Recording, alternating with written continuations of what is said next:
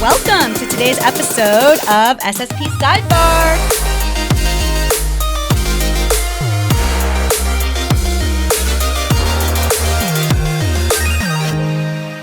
Welcome to the newest SSP Sidebar. Marketing edition. All right, Renee, today we are talking about what? All things search advertising. Yes, I love search. I know. You know, we go way back with search, Like basically invented it? pretty much. Like 2008, it was us and Larry Page. We made it happen, right? That's right. So let's talk search today. Tell me this: when you think about search advertising, what pops into your mind? First and foremost, that you taught me everything I know about it. Yeah, you're welcome. Pretty honey. much. Also, just back in the early 2000s and selling traditional newspaper advertising, and internet advertising just took off and completely changed the landscape of what we were doing. And search was a really big part of that. So that's kind of where my mind goes. What about you? You know, I think about when Google reached out and asked Scripps to be one of their Google Premier partners. And I think we were 1 out of 3. Yeah. And it was such an honor because the reason they identified Scripps as a good candidate for this partnership was the work we were putting out, meaning the quality in our campaigns. It was how we retained them, and we were doing upsells. Google identified that within how we were selling, and they said, hey, we want this organization to model the way in terms of how Google is operating with other businesses. And we got to be a part of that. Yeah. And that was really the boom in the early 2000s when all things internet blew up, right? That was really cool. I mean, it was just us, a Yellow Pages company, and then an automotive marketing agency, if I remember correctly. Yeah. Kind of pulling together to even help Google figure out what this local premier partnership program was even going to be. And that took us a little bit. Remember, Yeah. they sent us to Silicon Valley. We got to go out there and truly understand the perks of this partnership. Yeah. And so we thought we were a really big deal. we did, yeah. Like, I think we thought we were Mark Zuckerberg popping around town there. Such a good time. Remember the Google bus? And we got to ride their little bikes around on the Google campus. Yeah, again, such a phenomenal experience. Yeah. So today, how about we break it down and we talk about all things search? Sounds good. So if we think about search advertising, it's what? 2 different parts, right? Search engine marketing, search engine optimization. I think we all at this point know that SEM, those are the paid ads at the top of your results, and then the organic comes underneath, and that's kind of the earned space, right? So what would you say is the difference? Why would a local business put their efforts to one versus the other? Well, I think we always have to go back to the need. And so we encourage our sellers to identify what that business is trying to accomplish. So when it comes to search, I think about time frame. I think that would be the number one thing that I would consider when recommending SEM over SEO. The reason is SEM, it is turnkey. So once that campaign is activated, a business's ad can be at the top of Google almost instantly. And Renee, no other advertising medium can do that today. So that's pretty awesome. Now, SEO, it's all about earned ranking and credibility. That's why Google is so dang good. It's because it's all about relevancy. And so business owners want that for their website. But that takes time. That takes about 6 to 12 months. So you can kind of see the difference there. Yeah, it's a bigger long-term play for sure. Yes. Exactly. Yeah. Both huge benefits. I always say if you do have that double visibility, a little bit of paid search and organic, that's gold. That's a great place to be. In studies, they tell us that consumers see that placement, that double visibility there, as that business being an industry leader. It kind of lets them know that they might be one of the best in that area. So major perks for both, but timing. Do you want to turnkey instantly at the top, or do you want to really earn that credibility? Yeah, absolutely. That makes sense. Well, let's break it down kind of one at a time and start with SEM if we can. Okay, let's do it. Okay, so you kind of touched on this a little bit, but let's dig deeper. And what would you say is the job of SEM? Okay, the job. In the simplest of terms, I would say to increase website traffic. And so by doing that, you have to increase website visibility on a search engine. And so by having those ads appear at the top of Google, that will happen. But Renee, the biggest is really getting in front of those motivated customers. And this is such a quality customer here. This is someone who is actively going to a search engine, typing in very detailed keywords on exactly what they're looking for. And so if we're able to get ads in front of those folks, that's a quality lead right there. Absolutely. And, a lot of folks, they're not going past the top of Google or maybe the next page. Let me just ask you, for example, I know that you are a foodie. I know you love to go to new cities, try new restaurants, but your behavior, you like to look at the menu, you like to look at the reviews, you have to have a photo. Yep, kind of known for having to scroll through the photos, yep. So you're looking for the good stuff. So if you don't find what you're looking for on the first page, what do you do? Oh, I'm going to leave. I barely even look past probably like the fifth result. Oh, okay. Yeah. That's fair. Yeah. We know 75% of internet users will not go past that first page. So True. When we talk about the purpose and the job of search engine marketing, it is to ensure we get our clients' ads to the top of Google as their budget allows. Awesome. So you talked about the motivated consumer and getting it in front of them right at that moment. So that's obviously direct response. Do you think it also works for generating awareness? Such a good question. So yes and yes. Direct response is so powerful. That is where search engine marketing lives. However, awareness, sure. So think about it. There's 8.5 billion searches conducted on Google a day, right? So a lot of activity. So when someone, let's say Renee, is going to look for some food in her new city, and whenever you're conducting those searches, there's a lot of ad results at the top of Google. And so within that, there's a ton of visibility. And this is a cost per click form of advertising. So if Renee is not clicking on that restaurant ad, but just views it, and maybe you go directly to their website, or to Yelp or wherever. Yeah. That costs nothing to that advertiser. So that is solid awareness. So I think it definitely can be in that awareness funnel, that piece of the funnel. But also, it gets a lot of eyeballs on that solid branding there. So awareness and branding.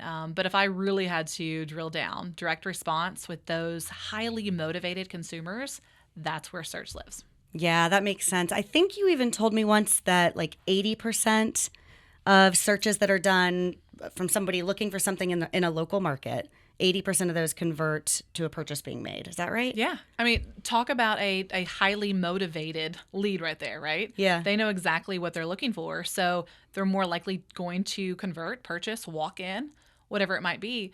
And kind of like I said earlier, no other advertising medium can do that today. So that level of direct response is super aggressive in the advertising space. Yeah, absolutely. Well, and if you think about 80% converting, like if you're not there, you're not even an option to be somebody they convert with. What'd you just say? Say that again. I got nothing. It just came out. If you're not there, you're not an option. Yes, that is what I said. That's good stuff. That is what our sellers need to be putting out there, because that's exactly what search engine marketing will accomplish.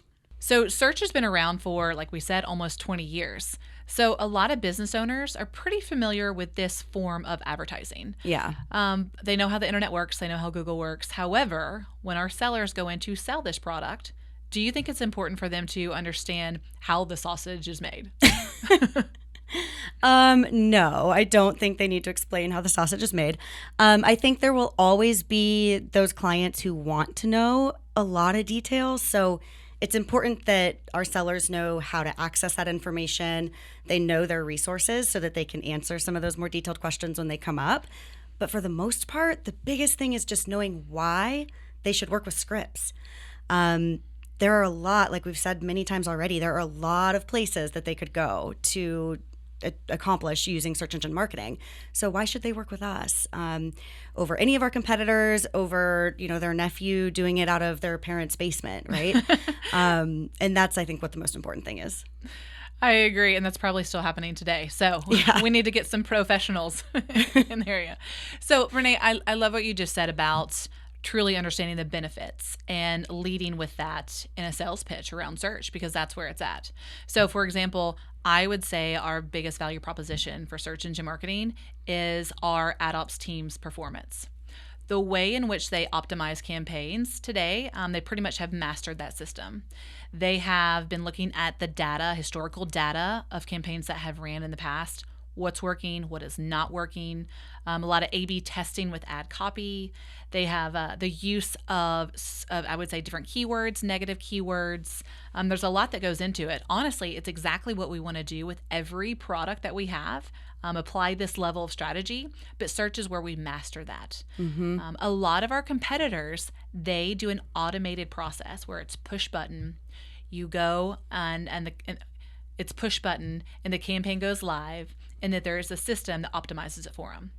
We are very much hands-on. We need that human element in order to optimize and get that max performance. And so I love to talk to a client about the way that our ad ops teams operates. That is pretty incredible. And going back to the longevity and 15, almost 20 years of experience, that's a lot of history that they can pull from. Do you see how excited I just got? I know. It's you pretty clearly impressive. like that. Okay, so, but SEM doesn't just happen overnight, right? No, that's a good point, because we do talk a lot about that instant visibility. So it is turnkey. Once that campaign goes live, the ad can absolutely be at the top of Google. However, there's about a 90-day maturity phase. So within that is what our ad ops team is doing. They're watching this campaign mature. They're taking out keywords that are not working. They're adding those back in.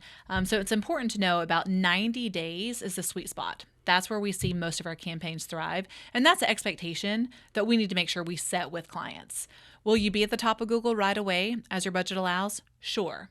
But do know our team will optimize that and it'll thrive in about 90 days. Okay, good. So what other expectations do we need to set? I mean, I think we have to talk about budget a bit. You know, we talk about that amount, but this is a cost per click form of advertising. So let me ask you, Renee, how would you explain that to a client where they fully do understand how this will be processed? Yeah, so how many times have we had a client be like, I'm not seeing my search result, and they think that it should just be there at the top every single time they search for anything relevant to them, right? Possibly my biggest pet peeve in all things search. I know. But we can only show their ad and the search results however much we can based on the budget that they give us. So, for example, if an advertiser is spending, say, $2,000 a month, for easy math's sake, let's say the average cost per click for their industry is $4. Well, we can't let them be clicked on more than 500 times that month in order to stay at that $2,000 monthly budget, right? And so we have to know how often we can show their ad to make sure that we don't get more than 500 clicks in that month. And that's part of our job. And that's part of what our ad ops team does, is make sure that that runs that way. Yeah, well said. And when you do set that expectation up front, it makes our job as sellers so much easier than having to go back to explain that later. Yes. And also the fluctuation with the cost per click. There's a lot of benefits of, let's say our team is optimizing that and a cost per click goes down. Sometimes it's a bit higher. So let me ask you this. Do you ever get the question, okay, like you've told me there's a lot of searches a day, is my budget going to run out within a day or two? Like, what do you say? Yeah, I mean, it could if we just said, let it run nilly-willy, but that's part of what our ad ops team does, is we have a pacing system that says if we have a $2,000 budget, we want to make sure that they have visibility throughout the entire month. And so we're going to pace that out so that they don't get more than a certain number of clicks per day throughout the 30 days so that they're up there throughout the whole month. Ding, ding, ding. Yep, that's a good one. I was just thinking a lot of those set it and forget it automated systems that our competitors do, they don't set those. And so oftentimes it can be burnt out and spent within a day or two. So again, another value prop coming from scripts. What else? What other expectations need to be put out there? I think my most favorite is talking about the expectations of that client's website. Right? Okay. So we can send that quality traffic to their website all day long as our budget allows. Right. However, when they get to that website and maybe there's not a strong call to action, it's not leading that potential customer to convert in the way the advertiser wanted it to. Yeah, that's on them. You know. Yep. And I say it just like that, Mr. Customer. We'll drive them there, but when they get there, it's your website's job to convert or tell or teach that consumer what to do and what action you want them to take. Yeah, that takes so much. I think of the responsibility off of the seller. Yeah, some of the pressure. We do our job, and then that way, again, it makes for a very healthy retention conversation later. Yeah, and I think the example too of even likening it to when somebody walks into their brick and mortar, if somebody walks into your storefront, I'm not going to be standing there or, teaching your salesperson how to make sure that that customer purchases before they leave. This is the same thing, right? It's your virtual storefront. Make sure that it's ready to create that conversion. I like that. Exactly.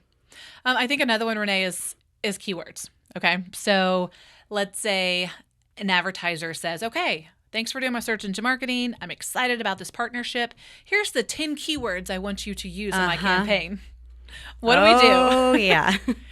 We're like, yeah, thanks.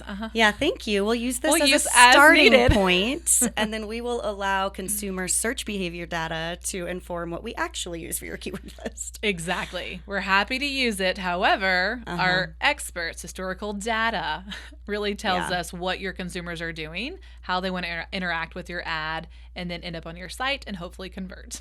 Yeah, and I think it's important for people to be comfortable explaining to business owners that there are hundreds of variations in how people search for the same product. And so that's part of our job, is to make sure that we set up that keyword list so that we can reach people no matter which variation they're using for that search. And so they need to allow our expertise to drive that. Yeah, beautiful. All right, so let's recap our expectations. Okay. We have keyword lists coming from the clients.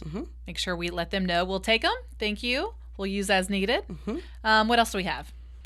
We have that you will be present and visible in the search results as much as you can be based on your budget, right? Right, sharing that cost per click and that average there. Yeah, for sure. And that it'll be paced out throughout the month. Exactly. And then instant visibility, but 90 days to really see max performance. Yes. We have that intense maturity phase where all the magic happens. Yes. And then finally, be prepared, Mr. Advertiser, to convert them when they get to your site. That is your responsibility. That was a big one. So if our sellers kind of lead with that, again, I think that's going to make for just a healthy partnership because they do understand the job of SEM. Yeah, that's good.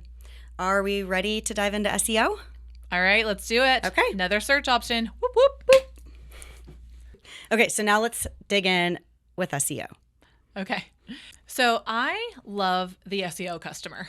So the SEO customer, they typically know, first of all, it takes a good bit. It takes 6 to 12 months for SEO to effectively work and see that max performance. So you kind of have the patience there to work with them and their accounts.